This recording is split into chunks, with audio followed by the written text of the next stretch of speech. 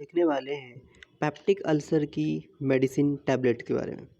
ठीक है, तो इसमें देखो, अगर किसी को पेप्टिक अल्सर है, ठीक है, या फिर एसिडिटी बन रही है, क्योंकि सबसे पहले क्या होता है, एसिडिटी क्यों बनती है? एसिडिटी बनने का कारण है किसी प्रकार का इन्फेक्शन, जो कि बैक्टीरिया एच पाइलोरी बैक्टीरिया है, या फिर बहुत सारे कारण हैं जिनके कारण होता है।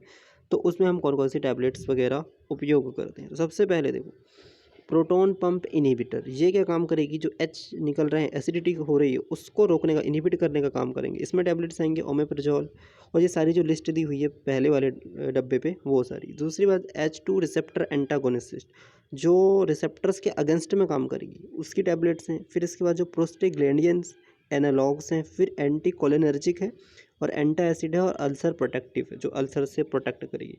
तो स्थिति के अनुसार जो है टैबलेट लेनी चाहिए। इसके अनुसार अब हम ड्रग ऑफ एच पाइलोरी, क्योंकि ये मोस्ट कॉमन कॉज है इस बैक्टीरिया के कारण जो होता है, और भी अदर्स कारण है बट ये मेन कारण होता है जिसके कारण ज़्यादातर चांसेस होते हैं। तो इसमें एमोक्सिलिन वगैरह, टेट्रासाइक्लिन, ये सारी के सारे जो है इसमें मेडिसिन दी हुई।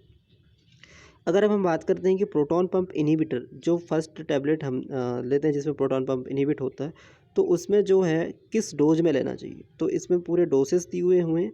जैसे कि ओमेप्राजोल जो है 20 मिलीग्राम पर डेसीलीटर में, ऐसे सारे डोसेस दिए हुए हैं।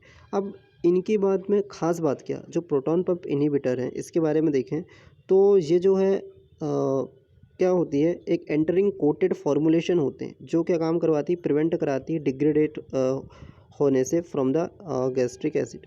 दूसरा देखेंगे हम, एक्टिव मेटाबोलाइट्स ऑफ पीपीआई, ये क्या काम करे, जो एक्टिव मेटाबोलाइट्स के रूप में काम करती है, उस ड्रग का नाम है सल्फेनामाइड।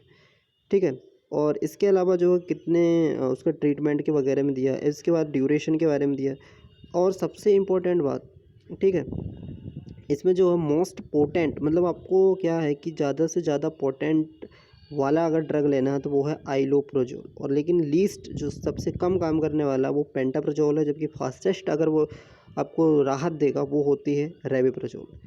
Drug of choice for NSAID में अगर किसी को दिया जाता है अल्सर के केस में, तो ये सारी टैबलेट्स हैं। इसमें स्पेसिफिक ड्रग ऑफ द एनसेड है, वो होता है मीसोप्रोस्टॉल। ठीक है, जो एनसाइड है और एक स्पेसिफिक ड्रग होता है। इसके बाद टेट्रोजेनिक इफेक्ट होता है एसोसिएटेड विद द मीसोप्रोस्टॉल का। ठीक है, जो कि सिंड्रोम में काम पड़ता है, मूवियस सिंड्रोम। इसके अलावा देखो, H2 रिसेप्टर्स एंटागोनिस्ट देंगे, तो उसके डोसेस के बारे में, जो रेंटेडिन को 5 टाइम्स मोर पेटेंट होती है सिमेटेडिन का, तो रेंटेडिन अगर ले रहे हो तो वो ज़्यादा हेल्पफुल होगी। फॉर्मेटेडिन है जो कि 5 से 8 टाइम ज़्यादा पोटेंट होती है किसे, रेंटेडिन से। तो रेंटेडिन से भी बेस्ट कौन सी टैबलेट्स है, famotidine. Ranitidine absorption is the reduced by the antacid and the sucralfate. अब इसमें जो होता है कि रेंटेडिन एब्जॉर्प्शन रिड्यूस कब होता है, जब एंटा एसिड या फिर कोई भी जैसे ले सकते हैं। इसके बाद drug of choice for the stress ulcer पे जो है रेंटेडिन दिया जाता है, जबकि ड्रग इंट्रैक्शन H2 ब्लॉकर में जो है मैक्सिमम सिमेटेडिन दिया जाता है, जबकि सिमेटेडिन जो है माइक्रोसोमल एंजाइम इनहिबिटर कहलाती है। सिमेटेडिन जो है कॉज करती है गायनोकमेस्टिया।